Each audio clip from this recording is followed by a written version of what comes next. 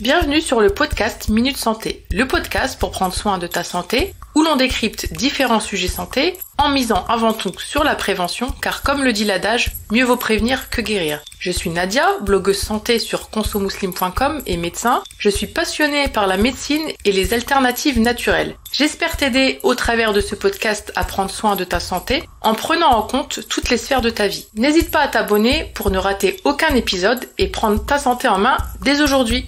Bienvenue dans ce nouvel épisode du podcast Minute Santé un peu spécial. En effet, j'ai voulu cet épisode collaboratif. J'ai donc invité plusieurs femmes et hommes musulmans experts dans leur domaine à nous donner des conseils pour nous préparer au mois béni de Ramadan. Je vous ai préparé une série en 3 épisodes pour bien préparer l'arrivée du mois de Ramadan. La première partie que j'ai publiée il y a 2 semaines, la partie 2 aujourd'hui et enfin la dernière partie où je vous donnerai mes propres conseils pour bien préparer votre mois de Ramadan dans 2 semaines. Pour cette deuxième partie d'épisode collaboratif, j'ai eu l'honneur d'accueillir des invités avec des conseils au top, toutes prêtes à partager avec vous leurs conseils précieux et leur savoir, chacune dans leur domaine de prédilection, afin que vous puissiez profiter au maximum de votre Ramadan. Dans cette deuxième partie, nous entendrons dans l'ordre Aïcha de Aïcha Cosmétique, Malek d'Harmonie Diète, Yassamine Chaouki, notre chiropracteur préféré, et enfin ma très chère et tendre Zina Hamzaoui de Connaissance, sage-femme et sexologue à Bruxelles. Avant cela, comme à l'accoutumée, je vais lire un petit commentaire qui m'a été laissé sur Apple Podcast par Mohamed et qui dit « À suivre absolument, excellent sujet, répond à beaucoup de mes interrogations, agréable à écouter ». Mohamed, merci pour ton soutien. Je suis ravie que le sujet te plaise et réponde à tes interrogations et heureuse que tu supportes ma voix de camionneur.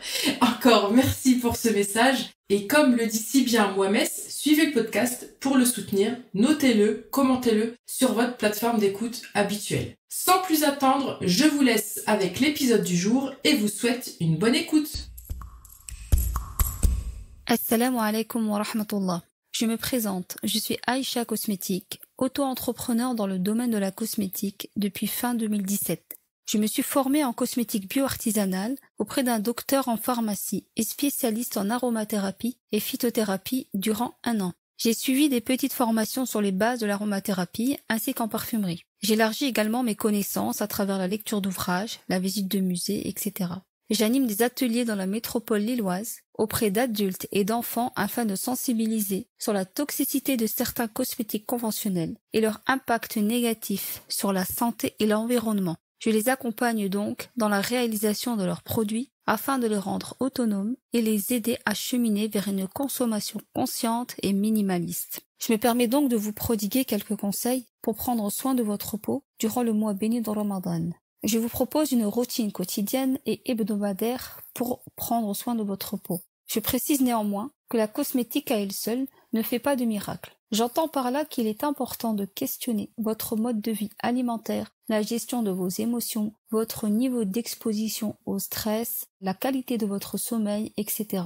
afin de comprendre les dérèglements cutanés que vous rencontrez. Il sera donc indispensable, en plus des soins prodigués, de veiller à trouver le bon équilibre global, de sorte à ce que vous puissiez observer des résultats notoires sur votre peau. Chaque matin, je vous conseille d'asperger votre visage à l'aide d'un hydrolat de fleurs d'oranger bio qui convient à toutes les peaux ou d'un hydrolat de rose qui conviendra plutôt aux peaux matures et grasses. Essuyez ensuite délicatement votre visage à l'aide d'une lingette lavable.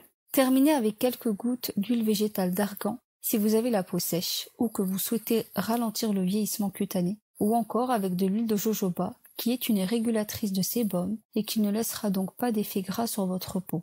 Répétez ce soin matin et soir. L'application d'une crème n'est pas forcément nécessaire. Cela dépendra de l'état de votre peau. Dans ces cas-là, je vous conseille donc d'opter pour des crèmes aux formulations simples et qualitatives et au plus proche des besoins de votre peau. Vous trouverez d'ailleurs 2 tutos vidéo simples et rapides à réaliser pour comprendre le cheminement de réalisation d'une crème pour peau sèche et acnéique sur ma chaîne YouTube Aïcha Cosmétique. Pour vos lèvres, si vous avez tendance à avoir des lèvres sèches ou abîmées, je vous conseille d'appliquer un baume enrichi en huile de coco karité ou tout simplement d'appliquer du beurre de karité brut et bio. Une fois par semaine, Vous pourrez effectuer un gommage pour un effet bonne mine à base de bicarbonate de soude, car sa poudre est très fine et régulière, et d'huile de calendula qui, elle, est enrichie en bêta-carotène. Vous mélangerez ces deux produits à parts égales afin d'obtenir une petite pâte que vous appliquerez sur votre visage en massant délicatement de l'intérieur vers l'extérieur. Le gommage permet d'exfolier la peau, d'éliminer les peaux mortes et de faire migrer des cellules plus jeunes à la surface de votre peau. Une fois le gommage terminé, rincez et séchez votre visage, puis terminez avec quelques gouttes de macérat de carotte pour un effet bonne mine. Et enfin, le dernier conseil que je peux vous donner, c'est le masque à l'argile pour raviver votre teint. Une fois par quinzaine, je vous invite à réaliser ce masque très facile et rapide. Vous mélangerez une cuillère à soupe d'argile rouge à l'aide d'une cuillère en bois pour ne pas altérer les propriétés de l'argile qui n'aime pas le contact avec le métal. D'y ajouter ensuite 2 à 3 cuillères à soupe d'hydrolat de citron pour ses vertus éclaircissantes et purifiantes et 1 cuillère à café d'huile végétale de carotte riche en bêta-carotène. Appliquez ce masque sur votre visage préalablement humidifié et rincez à l'eau tiède dès les premiers tiraillements. Veillez à ne jamais laisser sécher complètement le masque au risque d'assécher votre peau. Une fois votre visage rincé et séché, terminez en appliquant quelques gouttes d'huile d'argan. Si vous avez besoin de plus de conseils, de précisions ou des questions spécifiques, n'hésitez pas à me contacter sur mes réseaux sociaux, Instagram ou Facebook. Je me ferai un plaisir de vous répondre. En attendant, je vous souhaite un excellent mois de Ramadan et j'espère sincèrement que mes conseils vous seront utiles. Je vous dis à très bientôt. Wassalamu alaikum wa rahmatullah. Bonjour, je suis Malek, diététicienne nutritionniste et praticienne en cupping thérapie basée sur Paris. Je suis spécialisée dans la prise en charge du surpoids, des maladies cardiovasculaires, du diabète, de l'infertilité et des troubles hormonaux chez la femme. Ce qui m'anime le plus, c'est d'accompagner mes patients dans leur démarche de prendre soin de leur corps et de leur esprit.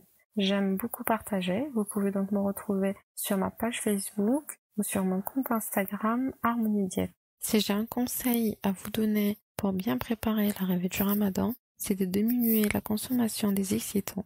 Cela inclut le café, le thé, les sodas, mais pas que. Beaucoup de personnes ignorent que les produits sucrés, index glycémique élevé, font partie aussi des produits excitants.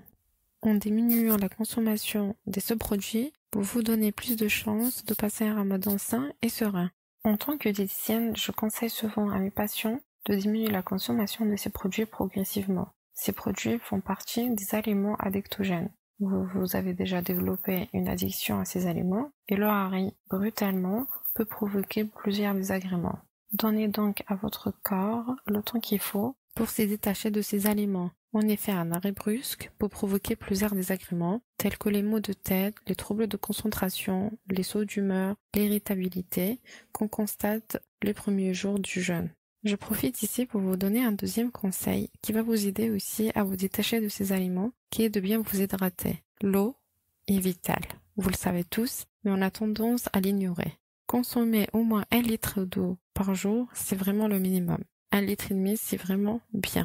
Pendant le mois du Ramadan, pensez à fractionner vos prises d'eau afin d'éviter l'effet diurétique et bien assimiler toute la quantité que vous aurez bu. Vous évitez par la suite la sensation de soif dans la journée et être déshydraté. Mettre donc toutes vos chances pour passer un bon Ramadan et avoir une harmonie entre le corps et l'esprit. Vous consacrerez par la suite toute votre énergie pour vos tâches journalières, vos pratiques religieuses.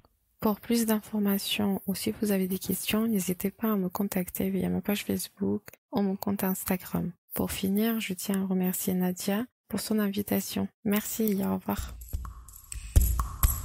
Salam alaikum, je suis Yassamine Chauki, chiropracteur depuis plus de 10 ans en France et je suis très heureuse de partager mes connaissances ici sur le podcast de Conso Muslim. Alors, je suis chiropracteur. Mon travail assez mystérieux en France consiste en fait à comprendre le bon fonctionnement du système nerveux d'une personne et de lui donner tous les soins, aussi bien physiques qu'au niveau de l'état d'esprit et comportemental, pour que la personne réapprenne à prendre soin d'elle. Je suis aussi musulmane et j'accompagne depuis plusieurs années les femmes à la préparation du Ramadan. Voilà pourquoi je suis ici aujourd'hui et je choisis de partager mes connaissances sur l'une des choses qui nous freine le plus pendant ce mois béni, la fatigue. La fatigue, c'est l'une des choses dont on se plaint le plus pendant, avant et après Ramadan. Et c'est souvent ce qui t'empêche le plus de vivre le Ramadan que tu souhaites, à l'aide d'un corps et d'un état d'esprit au top. Mais tout d'abord, comme je fais avec mes patientes, j'aime bien en fait redéfinir les notions pour que tu comprennes en fait ce que sont les choses afin d'avoir une perception différente et d'apprendre à choisir le bon chemin pour justement refaire la paix avec certains symptômes et pouvoir, Inch'Allah, optimiser ta santé globale pour mieux vivre les choses. Donc tout d'abord, est-ce que tu sais ce qu'est la fatigue ? Moi, je vais te dire un petit peu ce qu'est la fatigue à travers la perception d'une chiro. Alors la fatigue, c'est une bonne chose. Et là, tu vas me dire, mais pourquoi donc ? Elle me freine, elle m'embête. Mais bien au contraire, c'est un signal de bonne santé et c'est un signal nécessaire au niveau du corps pour nous alerter sur le fait que tu utilises trop tes ressources et que tu risques de tomber dans un certain épuisement plus ou moins grave, même carrément jusqu'à aller à une maladie beaucoup plus grave. Vu comme ça, tu te dis, c'est quand même une bonne chose. Faut t'imaginer en fait en étant comme une voiture et c'est le signal d'alarme en fait de la jauge d'essence pour nous dire que là, si tu continues comme ça, t'avanceras nulle part. Donc c'est pour t'alerter que là, il est très important d'apprendre à te donner ce dont tu as besoin. Jusqu'ici, tout est logique. Alors pourquoi la fatigue est l'un des symptômes les plus détestés par la plupart de la population et surtout par rapport à la vie de femme et pendant nos objectifs pendant le mois de Ramadan. Parce que souvent, en fait, ces signaux de fatigue arrivent entre guillemets au mauvais moment. Comment ça se passe au niveau du cerveau pour bien comprendre en fait les signaux qui arrivent au niveau de l'état de fatigue ? La fatigue, en fait, au départ, le plus souvent, c'est des signaux qu'on ressent au niveau de notre corps physique. Une difficulté à se lever le matin, une petite perte de concentration, de mémoire, une petite envie de manger plus sucré, un sommeil qui n'a plus la même qualité ni la même quantité. Et petit à petit, en fait, à partir du moment où tu commences à vouloir faire une activité plus ou moins intense comme un effort de concentration, un effort physique ou autre, le corps va te freiner par certains signaux comportementaux comme le découragement, l'envie de procrastiner, une envie qui diminue, une baisse de l'humeur. Et tous ces signaux, en fait, sont une baisse de vitalité. Voilà pourquoi, en fait, on n'aime pas tout ce qui est associé à la fatigue. Sauf que si du point de départ, on nous avait éduqués à comprendre que la fatigue, c'est un signal bénéfique et ça nous apprend, en fait, à ralentir pour ne plus justement entretenir cette fatigue et nourrir tous ces symptômes que nous n'aimons pas, nous serions en mode perception complètement différente et ce serait au contraire un signal de préservation de sa santé et de sa personne. Mais cette perception, elle est souvent déformée depuis plusieurs années. Dans cette société, en fait, il y a deux choses qui font que tu n'aimes pas ce symptôme. C'est la perception de toi vis-à-vis de la société et la perception de toi vis-à-vis de toi-même. Il faut bien comprendre qu'on est dans une société qui prône l'hyperproductivité. Toujours faire plus, faire plus, faire plus. Donc, tu comprendras bien qu'apprendre à ralentir, voire ne rien faire, n'est pas quelque chose qui est valorisé dans notre société. La plupart de mes patientes en consultation ont souvent honte, mais vraiment c'est un véritable sentiment de honte, de dire qu'elles sont fatiguées. Ce qui engendre en fait souvent chez la personne un cercle vicieux de colère vis-à-vis de soi-même, de honte, de jugement par rapport à soi, de frustration. Et tout ceci engendre un cercle vicieux où en fait on apprend à arrêter à écouter les signaux physiques, donc on continue vers ce syndrome d'épuisement, on continue en fait à ne pas donner des états de ressources à notre corps et à notre esprit, donc on continue d'empirer les choses, on continue de juger cette fatigue et on continue de s'auto-juger. Donc on rentre dans un état de fatigue et de dévalorisation chronique. Donc que faire ? Tout d'abord, petit 1, si tu as déjà compris en fait ce qu'était la fatigue et qu'en fait au final c'était quelque chose de bien et de sain pour nous comme la jauge d'essence dans notre voiture, là, la première chose à faire, on passe à l'étape des conseils concrets, c'est d'apprendre petit 1 à te poser avec toi-même et à t'observer sur plusieurs jours avant Ramadan et d'observer en fait la perception de toi-même vis-à-vis de cet état de fatigue. Est-ce qu'au final tu as un bon comportement vis-à-vis de toi-même lorsque tu es dans un état de fatigue ? Est-ce qu'au niveau mental, au niveau physique, tu apprends pas forcément à tout te donner parce qu'une maman en postpartum avec plusieurs enfants, avec un boulot à côté et autres, elle ne va certainement pas pouvoir se donner toutes les choses dont elle aurait besoin, mais dans tous les cas, l'objectif c'est d'apprendre en fait à commencer. Deuxième chose, est-ce que tu acceptes de challenger ton comportement, ton état d'esprit et d'accepter les différents signes qui existent en toi par rapport à cette fatigue, comme le découragement, la fatigue chronique, sans forcément faire que ça atteigne ta valeur personnelle. Ça reste un symptôme. Ce n'est pas du tout ce que tu es. Tu subis en fait certains signaux de ton corps qui ne sont pas ce que tu es. De bien faire la différence entre ce qu'on fait et ce qu'on est. Et la troisième chose, là ça va être les étapes concrètes de soins que tu pourras apporter à ton corps, à ton cerveau et à ton esprit pour l'optimiser. Faut bien comprendre que nous sommes dans un podcast, donc on ne peut pas donner en fait de conseils particuliers parce que chaque personne a été créée d'une façon différente. Mais par contre, le cerveau a des besoins de base qui sont quasiment identiques chez tout le monde et que tu peux commencer déjà à appliquer. Le plus important, en fait, c'est d'apprendre à redonner les états de ressources de base de ton cerveau. Donc, c'est des choses qui sont accessibles, qui coûtent très peu et qui sont des bases de ta vitalité. La première chose, c'est d'apprendre à respirer. Ton cerveau, ton système nerveux baigne dans de l'eau, dans un liquide et dans de l'air.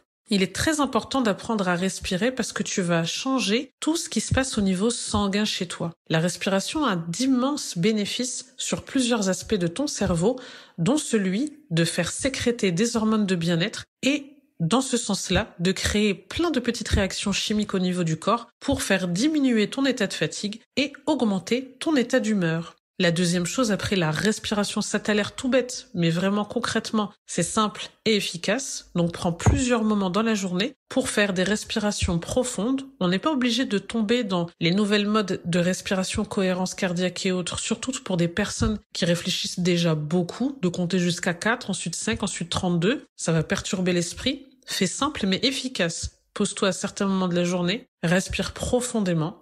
Concentre-toi sur ta respiration et passe à la suite des aventures. Laisse ton corps dans son intelligence innée. Deuxième chose qu'on néglige beaucoup, c'est l'eau. D'apporter en fait de l'eau. C'est comme si tu laissais ta maison avec le sol complètement sale, du sucre, des liquides, de l'huile par terre et ton pied colle dessus. Tu vas être ralenti dans tes mouvements dans ta maison, ça va sentir mauvais, ça va pas le faire. Donc réapprends à boire tout simplement, à donner la bonne hydratation à ton corps en le posant pour ceux qui ont du mal, comme un plan de traitement. Je dois boire 10 verres d'eau par jour. 4 dans la matinée, 4 dans l'après-midi, 1 en me levant le matin, 1 en allant dormir le soir. Tout simplement.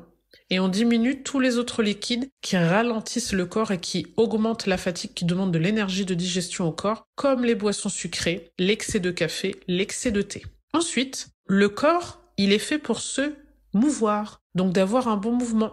Mais attention, on ne prépare pas un marathon. L'objectif, c'est simplement de redynamiser le sang, de redynamiser les fluides, donc d'apporter un bon mouvement. 30 minutes de marche par jour, même séquencé, ce sera parfait, avec rien dans les oreilles, juste en observant ce qui nous entoure. Les 2 derniers conseils, le sommeil. Chaque personne a un sommeil qui est particulier, qui peut être plus ou moins interféré par exemple, un bébé en bas âge, des enfants, un travail particulier, des soucis, et là il va falloir les traiter quand ça touche l'état d'esprit. Donc d'essayer d'avoir la meilleure qualité de sommeil possible, de ne pas cumuler de la mauvaise fatigue à cause d'un sommeil qui est en retard, qui est retardé par des choses entre guillemets inutiles comme scroller son écran sur Insta et autres, et d'apprendre en fait à créer des petites routines de sommeil et des routines de pré-sommeil à partir de 18-19 heures, de ralentir les choses et d'apprendre à son corps à redescendre avec par exemple des tisanes qui peuvent nous apporter du bien, valériane, verveine et autres, et de préparer son corps à ce moment pour vraiment avoir un sommeil de meilleure qualité, Inch'Allah. Et enfin, pas de secret, une meilleure alimentation. Une alimentation vivante avec le maximum de choses qui viennent de la terre. Pas forcément bio et autres, on n'a pas tous le budget pour, mais à partir du moment où vous faites les efforts de diminuer les choses qui sont grasses, qui demandent beaucoup d'énergie et d'efforts à votre corps, n'oubliez pas, on est là pour rétablir les états de ressources, d'essayer vraiment d'apporter le maximum de choses qui soient faciles à digérer et qui apportent surtout de la vitalité au corps. Pour ça, vous avez énormément de contenu maintenant, alhamdoulilah, limite on déborde de contenu. Donc apprenez à faire simple et efficace, petit à petit,